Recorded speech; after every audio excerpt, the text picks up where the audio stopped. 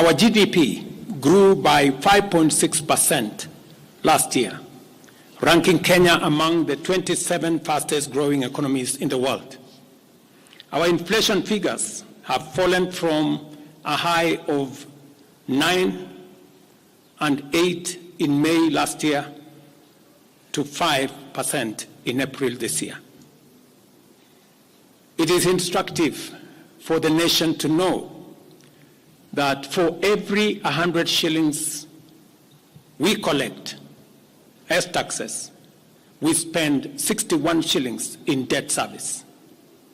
We have paid Kenya's Eurobond debt that was borrowed in 2014 of $2 billion that has been hanging around our neck. We paid the last installment of $500 million last week.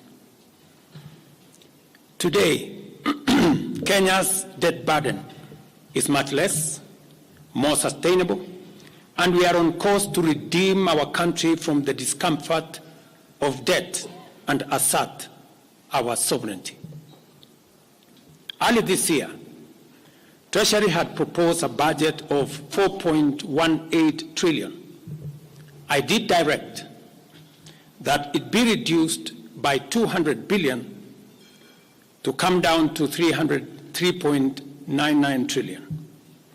The Finance Bill 2024, generated to actualize this budget, underwent public participation, which resulted to concessions by which we agreed to drop proposals on VAT on bread, motor vehicle circulation tax, VAT on locally manufactured diapers and sanitary pads, as well as excise duty on money transfer services, among others. The additional tax measures we had proposed in this year's finance bill were to raise money in the tune of 346 billion. When the concessions were made, subsequent to public participation that was undertaken by Parliament, that came down to 200 billion. I had made this proposal taking into account our situation and the priorities that are there. I want to thank the members of Parliament seated behind me and those who voted yes for identifying the priority areas of our nation. Because when I made the proposals to Parliament with my cabinet, we had certain critical priorities for the nation. Number one is our agriculture. We did make recommendation, and part of the money we were going to raise from the finance bill was 10 billion shillings that will go to fertilizer subsidy, 18 billion shillings that would go to making sure that junior secondary school teachers, 46,000 of them would be confirmed on permanent and pensionable basis. We are very clear in our minds that education being the greatest equalizer, no child in Kenya should go to a school where there is no teacher or where there are no adequate teachers. It is because of that reason that in this finance bill also we had committed to hire an extra 20,000 teachers.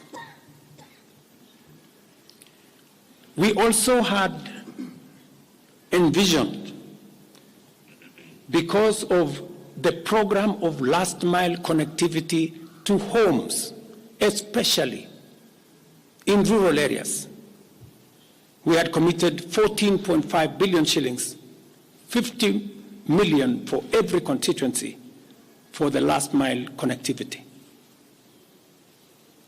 Because we realize that there are many people who today cannot go to hospital because they cannot afford, because they have no health insurance.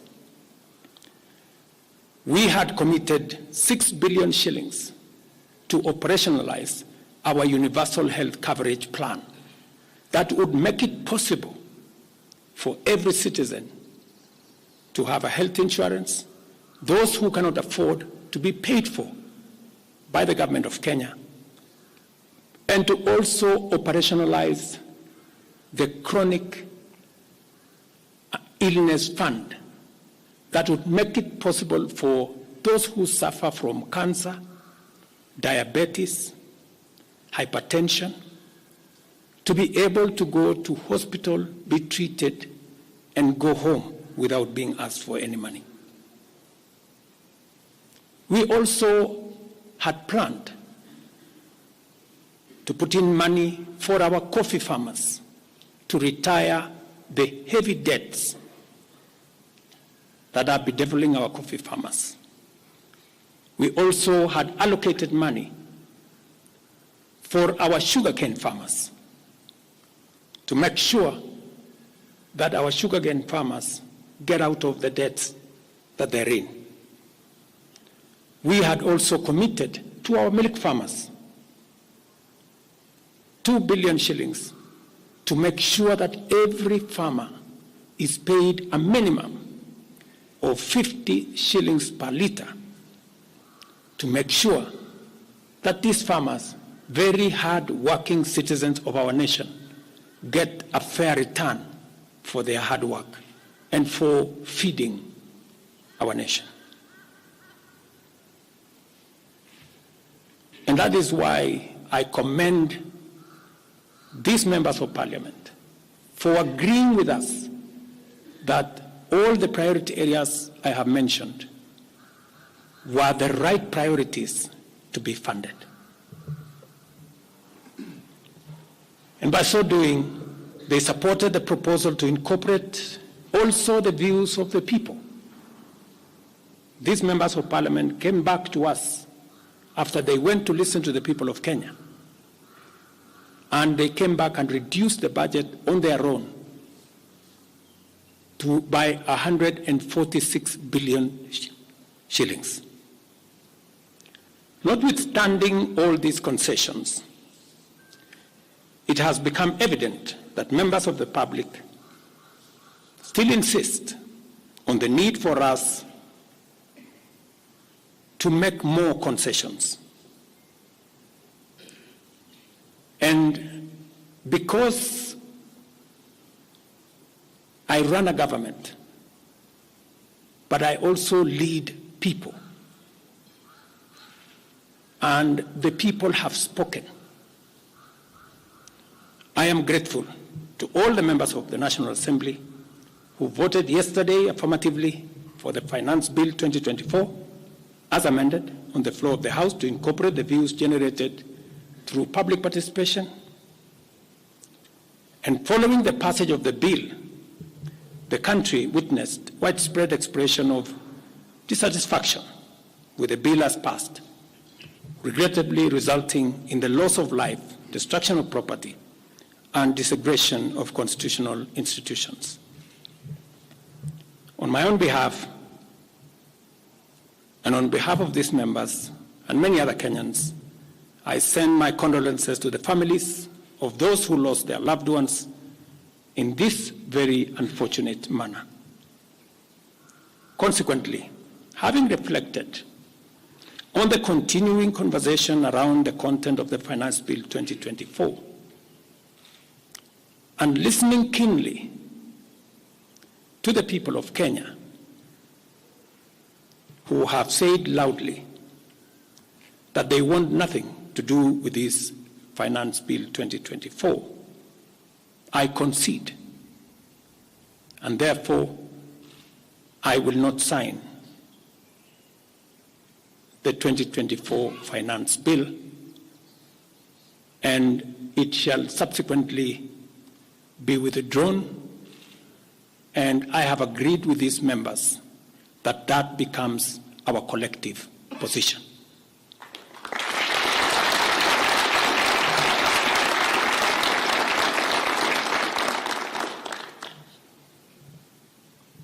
Accordingly, there is need for us as a nation to pick up from here and go into the future. And I am therefore proposing that because we have gotten rid of the Finance Bill 2024, it is necessary for us to have a conversation as a nation going forward. How do we manage the affairs of the country together? How do we manage our debt situation together? How do we work on the budget with the deficits that now exist together? And as I committed last Sunday,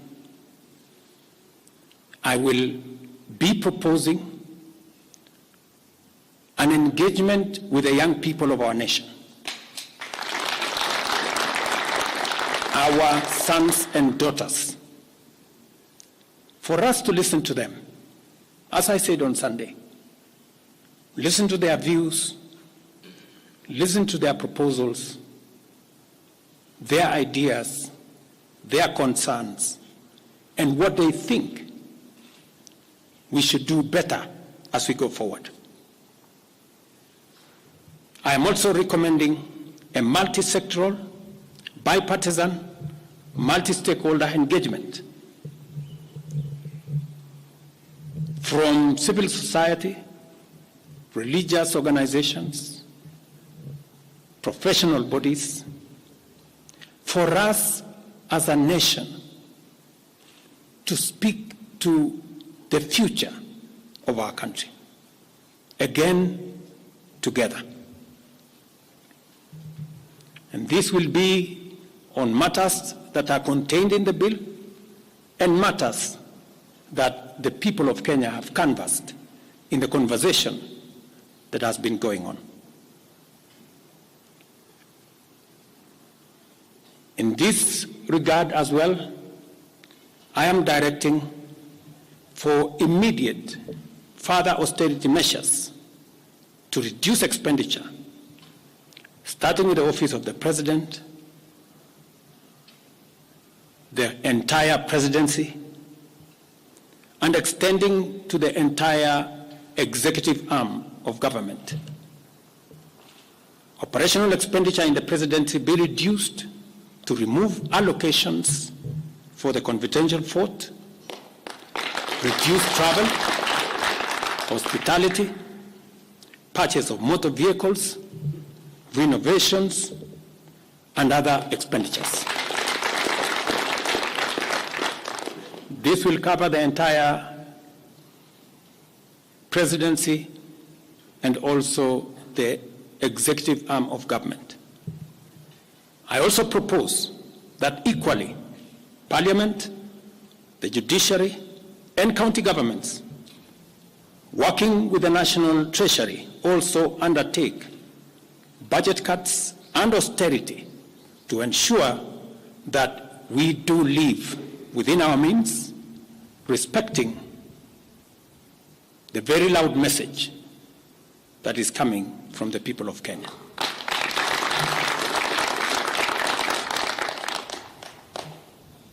And let me confirm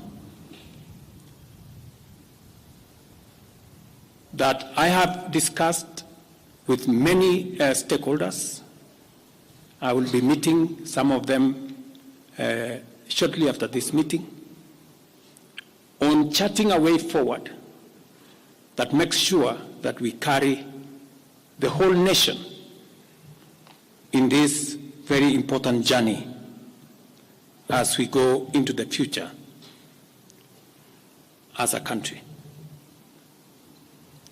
Let me also confirm that as we deal with austerity, the loud message on dealing firmly, decisively, and expeditiously with corruption is a matter that we have discussed and we have agreed that it will take the front banner as we go into the future.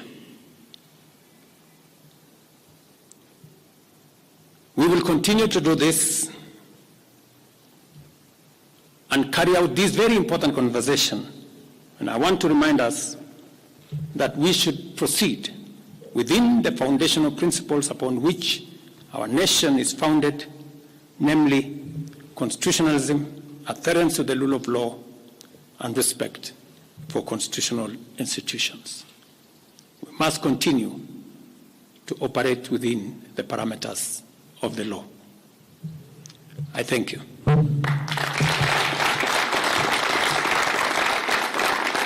I will take a few questions, 3 questions to be specific. Thank you, Your Excellency. And the first question will start with Elizabeth Mutuku from TV47. Good evening. My question is on young leaders from the Gen Z generation who were abducted yesterday and the day before yesterday. What happens to that? Second, there were young people who were killed during the demonstrations. What do you speak of that as the head of state? Thirdly, how do we move forward on the budget cuts, especially now that you've said that we're going to have austerity measures, yes, but how then do we secure development? Thank you very much. Please. No, it's okay. So I have said young people, 6 to be exact, 6 people yesterday lost their lives. Very unfortunately, they shouldn't have lost their lives. And I have said it is a very unfortunate situation. I wish that would not have happened. And there is a framework that will make sure that those 6 Kenyans who died yesterday will be accounted for. Number 2, I did promise the country that there will be no extrajudicial killings going forward. And ever since I came into office, there is not one incident of extrajudicial killing. What you said about abduction are statements that were attributed to some of our civil society groups, but all the people they mentioned have since been found in police custody, and those that were already processed were already released. On the matter of development that you have said, minus the finance bill, it means that some of the development programs amounting to 200 billion shillings, we will have to cut down, to delay them. They will have to wait, some of them, for next year. We will try it again. We will try next year to find some money. Some of them we will have to cancel because that's the nature of things. And it is because the people of Kenya have spoken loudly that they want a leaner budget for us as a country. Question number 2. We'll take the next question from Busara, K24. Naam, swali langu la kwanza ni wazi kwamba matumaini ya vijana Gen Z na baadhi ya Wakenya kwa wabunge yamepungua kabisa ama hata yamepotea. Kwa hivyo kama rais unachukua hatua gani kuhakikisha kwamba tunawahusisha vijana katika maamuzi muhimu hasa katika masuala ambayo yanalenga taifa ama ujenzi wa taifa? Swali lingine Je, utahakikisha vipi uwazi katika mpango wako wa kupunguza matumizi serikalini? Maana umesema kwamba kuna austerity measures.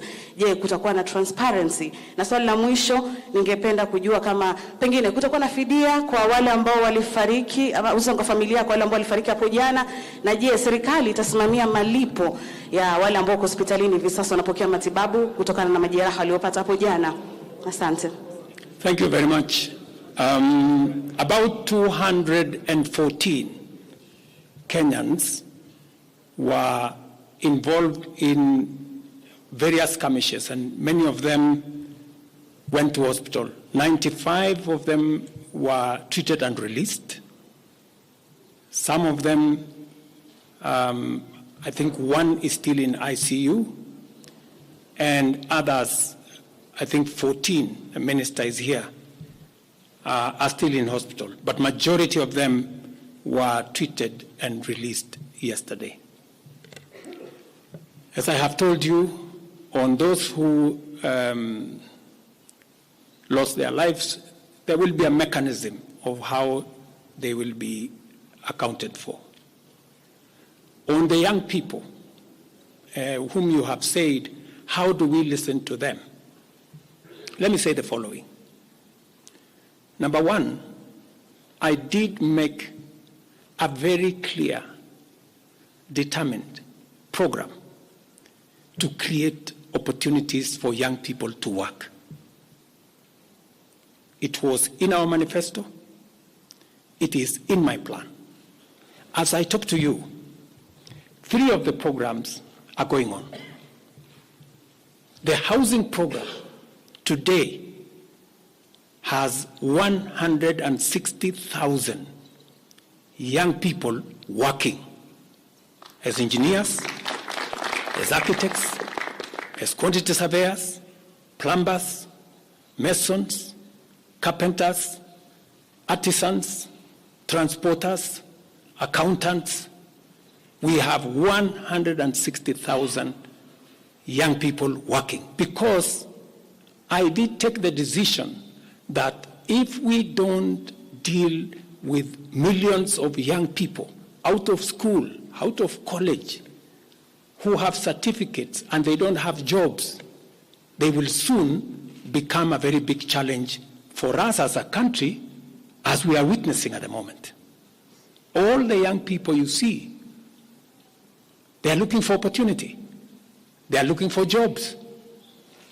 And that is why our housing program, once it is fully rolled out, we will have a minimum of 500,000 young people working in our housing program.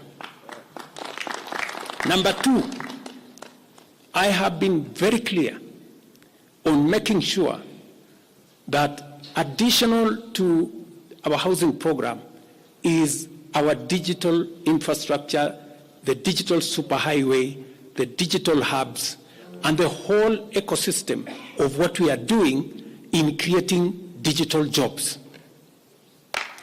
I was in Ruto with Honorable Kingara, who's right there, not more than a month and a half ago, launching a hub that will hire 4,500 young people under CCI. In this budget, we had added 10 billion shillings to CDF for them to be able to construct ICT hubs in each ward in the Republic of Kenya. That would give opportunities for 200 to 300 young people in every ward to access internet, to be trained, to have a hub, and to monetize their digital skills. We will still find another way of implementing this plan, even if we have to cut back on CDF, if that is what is going to happen. Again, because we believe that young people deserve opportunity. As I talk to you, we've just concluded 3 bilateral agreements, one of them with Germany, on export of labor, because we have negotiated with many countries who are interested in the high skills of Kenyan labor. And we have an ecosystem, we now have a plan on how we are going to make sure that the young people in Kenya get opportunities to work either in Kenya or outside Kenya. In fact, just last week, I saw on the headlines of one of the dailies, there was a gentleman from my village. He was put on the headline. And he said he operated from where I used to operate, selling chicken. That's why they put him in the headline. And his complaint was, you see, the president has not done well because in this village, many people are going to look for jobs outside Kenya. That gentleman did not know that those people in our village that have gone to Saudi Arabia or UAE, I am the one who supported the program for them to go as part of the export of labor. So he thought that those people were going away because there were no jobs in Kenya. But it is part of this plan I have kept on talking about, because I think it was called Misoy or somebody. If you go and check the headline, I think of last week, Thursday or Friday, he was there. He didn't know, the good young man, that I think we have almost 500 or 400 and something people around that village that have actually gotten jobs outside Kenya. And they are changing that village. And that is actually an admission by that gentleman that our plan on export of labor is working. And number two, that when we committed ourselves to making sure that we create opportunities for young people to work, we meant it. So we have a program on housing, we have a program on digital jobs, we have a program on export of labor, we have a program on the whole manufacturing sector. Let me give you another example. Now I'm talking this as a leader. We deliberately, last year, said we cannot continue to import products that we can manufacture in Kenya. One of them was clinker, cement, furniture, steel. What has happened the last 1 year? Very many, in fact 5 to be specific, companies have sought licenses in Kenya to do clinker, to do cement. And last year, because of what we did, we reduced the import of clinker by 95%. We saved foreign exchange, we created jobs locally. I was in West Pokot with my Minister for Industrialization. I'm sure the members of West Pokot, they are here. They were there with me in West Pokot, opening a clinker factory that now hires 2,500 young Kenyans, with another almost 2,000 as drivers, support staff, a big market now in West Pokot. Expanding manufacturing in Kenya is the right thing. And it is the reason why some of our policy interventions on matters like imported stuff that are being manufactured in Kenya. For example, we have said substandard, low quality imported sanitary pads from China and other places. How can they come into Kenya when we have 10 companies in Kenya hiring Kenyan young people. How can they come and compete here? All the products that we are manufacturing locally, we must protect our local industries so that they create jobs locally, so that they create opportunities locally. In this finance bill, you will also see that we have imposed duty on potatoes from Europe. Surely, how can we continue importing potatoes from Europe? And we have farmers right here in Kirinyaga. We have farmers right here in Nyandarua, in Molo, in Timau. How can we justify, how can anybody take offense that we have imposed duty on imported potatoes? We have put duty on imported eggs, on imported onions, because we must protect our local farmers. Every country does that. Every country does that. I was negotiating with the Prime Minister of India because they are imposing duty on our avocados. I was in Korea negotiating with the government of Korea because they are imposing duty on our tea, on our coffee, and on our macadamia, including our avocados. Every country does that to protect their market, unless there is a mutual agreement. So these are amongst the things we are doing to make sure that we grow our local manufacturing, create local jobs, create local wealth. That is how we are going to move forward as a country. We cannot continue to be a supermarket for other people's factories. It is important that we also produce our own products. Our young people can produce products in Kenya which are of high quality, which are of international standard, and we can do that. So I just wanted to clarify this point because it is addressing the young people of our country. And I am looking forward to a conversation with my sons and daughters, the young people of this nation, to explain to them the opportunities that they have, and I want to listen to them. What additionally do they want me to do? What can we do better? And how can we move the country forward together? Thank you very much. Thank you, Excellency. That marks the end of the question session. Thank you very much, Your Excellency.